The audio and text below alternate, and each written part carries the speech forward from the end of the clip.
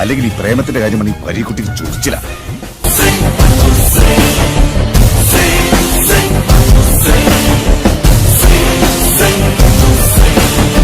കാര്യലാഭം, ധനയോഗം, ദാമ്പത്യ സുഖം എല്ലാമുള്ള നല്ല കണിയായിരിക്കണം.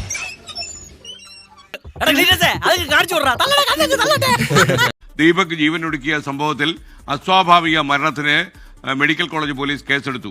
ഇവനെ പൊക്കാനുള്ള പരിപാടി മിനി ഇമീഡിയറ്റ് ആക്ഷൻ ആയിരിക്കണം. നിങ്ങൾ ധൈര്യമായിട്ട് കേട്ടോ.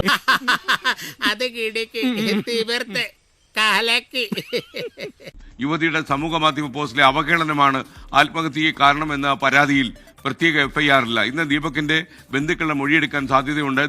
ഇത് പൂര കുഴപ്പാവും, ഇത് ഇട നിൽക്കൂല. ദീപക് തർമ്മണം കോഴിക്കോട് നിന്ന് വിവരങ്ങളുമായി ചേരുന്നു. ദീപക്, കേൾക്കുമ്പോൾ വലിയ സങ്കടം തോന്നും. പ്രത്യേകിച്ച് അവരുടെ ഏക മകനാണ് നഷ്ടപ്പെട്ടു പോയത്. കാരണം അവരുടെ കണ്ണീർ കടലിൽ നിന്ന് അവർക്ക് എന്നാണ് ഇനി മോചനം ഉണ്ടാവുക? ഓരോരോ ജന്മങ്ങള് ഇവന്റെ തന്തരാന്നുള്ള എന്റെ സംശയം. SKN അത്യന്തം ദുഃഖകരമായ ഒരു സൈബർ കൊലപാതകം എന്ന് വേണമെങ്കിൽ വിശേഷിപ്പിക്കാവുന്നതാണ്.